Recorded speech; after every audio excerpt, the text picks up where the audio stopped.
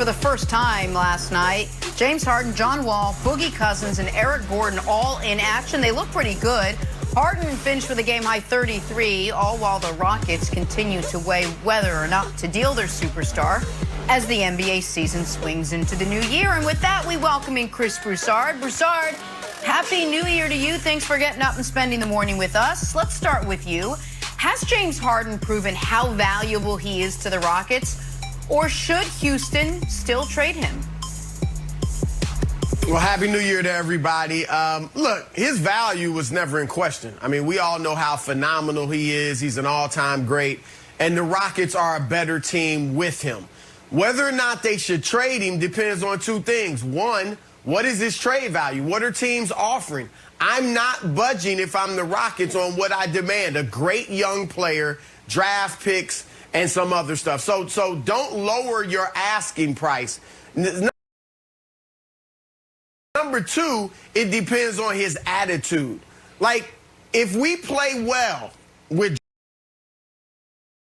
John Wall and Christian Wood and so on and so forth, and Harden comes in and says, look, I don't want to be traded. I like what we're doing here. And furthermore, comes out publicly. Like, this is what I'm looking for if I'm the Rockets. He has to come out publicly and say, I'm not trying to be traded anymore. This is my team. This is my city. I want to win a championship with the Rockets. I want to finish my career here. And his attitude, not only in games, has to be good, but in practice, he's got to adapt to a new culture where, yeah, he's the superstar. He gets perks, but you can't be late for flights all the time. You're not running everything like you did before. And furthermore, he has to be willing to sign that long-term contract extension when he's able. And I say all that because of this. If he doesn't give you that, then you have to trade him at some point this season because you have the leverage right now, but as time goes on, he will get the leverage. And if he goes in the next year in Houston saying the same thing, I want to be traded, then he'll have real leverage and it'll lower the value on the market and teams will know that you're desperate and they'll offer you even less. So I said a lot there, but unless he says he wants to stay in Houston long term and is willing to sign the extension, then unfortunately you still are going to have to trade him at some point. I like how you laid out that scenario, but the reality is this, Chris. James Harden will be traded by the end of this month. Like, he's not going to go too much longer as a Houston Rocket. We know who he is as a player. They may even be a better team with John Wall and Boogie and family and friends. Maybe. Right? Better than Russ, better than CP3, better than Dwight Howard and all those other guys they traded for to try to get it done. But this comes down to James Harden looking at his team, looking at the bench and saying, can this team put a ring right here? And the answer is no.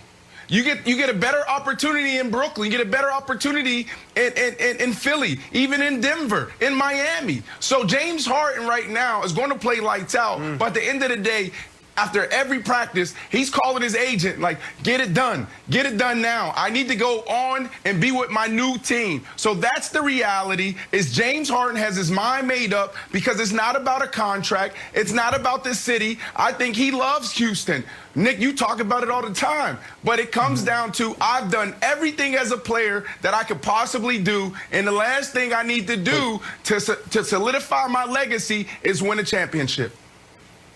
But this is where Harden is his own worst enemy. And that's in a good and a bad way. He's his own worst enemy in a bad way with some of the Instagrammed off-court shenanigans that took a guy like me who has done nothing but defend Harden. Even I said it's too much. But he's his own worst enemy in a good way in that he had 33, 6, and 8 last night. And it was unquestionably his worst game of the year. He's too good. There are 4 human beings alive who, if they are healthy, guarantee you a playoff berth. LeBron James, Kevin Durant, Kawhi Leonard, James Harden. That's the list. Anthony Davis, love ya. saw you in New Orleans, didn't guarantee a playoff berth. Steph Curry, one of the 18 greatest players ever, love you, seeing you this year, not guaranteeing a playoff berth. He's so good. He's so good that if you're Houston, you look at, okay, what did New Orleans get for Anthony Davis?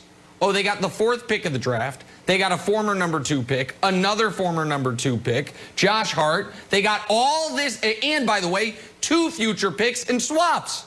Okay, that's where it starts for us. So he's too good, Wilds, for them to take anything other than the biggest haul, or tied for the biggest haul, that's ever been traded for a player. So who's going to step up? I think Masai Ujiri will step up. I think Masai Ujiri understands the goal is to win championships. Danny Ainge could learn from him, because I don't think Ainge is going to step up. I would recommend Bob Myers take a long look in the mirror and say, you know what? Steph Curry turns 33 soon. We're going to miss the playoffs. Weissman has more value right now than he did on draft day. He's played so well and had so many flash moments. Like, what would that package look like? So I just feel like if you're the Rockets, you have to trade him for at least 95 cents on the dollar, and 95 cents on the dollar for a walking playoff berth is at least the Anthony Davis haul. Okay, so Wiseman, yes, obviously. Toronto wants to move Siakam? Sure, he just got benched. He got disciplined. That seems to stink, so you can move him. The weird part is about the Heat, Broussard. The trade rumors are starting to heat up again, but they seem to love Tyler Hero, and I like Tyler Hero, don't get me wrong. I like Duncan Robinson, but the fact that they seem to want to hold on to those guys, I don't know, and you give me your take on this, I don't know if they actually like those guys so much. They're playing chess where it's like, well, if we say we don't want to, give up those guys, their value will go up. Like, wow, if Pat Riley doesn't want to give up Tyler Hero, he must be even better than we thought. Or is there some trepidation that James Harden won't fit into Heat culture? That Jimmy Butler, like, we get here, we work, we're about all business, that James Harden won't actually fit? Which one of those things do you think is preventing the Heat from making the move? Well, Pat Riley's always playing chess, so you can bank on that. However, yeah, there's got to be a little concern because the Heat is big on culture. They know it is not just about talent. Jimmy Butler's not the most talented player in the world, but he fits so well into their culture that you saw what happened last season. So there's a little concern about that, but I want to go here. James Harden has got to look in the mirror, too. As great as he is, Nick, and you were right, I don't remember if Giannis was on your list, but let's say this. If you take the players on Harden's level and exchange them with him, exchange LeBron with Harden in Houston, Kawhi, Kevin Durant, and Giannis. They don't want a title. Houston's considered a contender. They don't. He's not winning a title there. But he's not winning a title in Toronto. I mean in the past. He's not winning a title in Denver. He's not winning a title in Portland either. Like, half the teams on his list probably not winning a title in Miami. Like, he's starting to put teams on his list that aren't going to be any better. He's not going to be in a better situation than he is right now in Houston. And he's got to look around him and see that he's got some talent. I agree, not championship talent. But where can he go other than Brooklyn that we know he's going to have a great chance at winning a title? Well, so I disagree in that I think he would have a very good chance in Miami, a very good chance in Philly. I think we have to trust what the Toronto has built. They have Raptors culture. They just don't market it as well as the Heat fans do and Pat Riley does, but what they've built up in Toronto.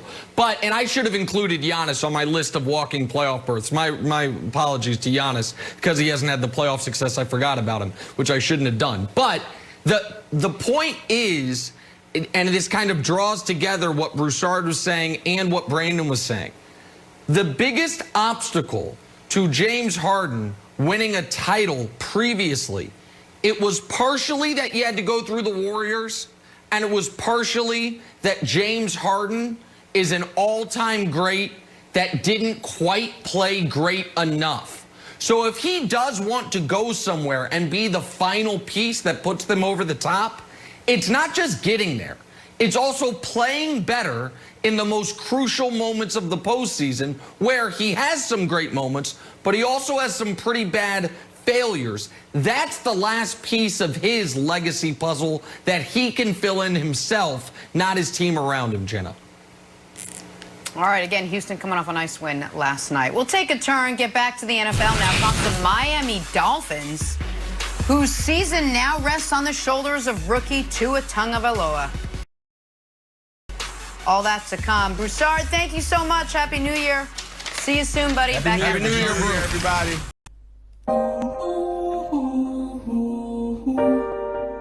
Yeah, yeah, yeah, yeah.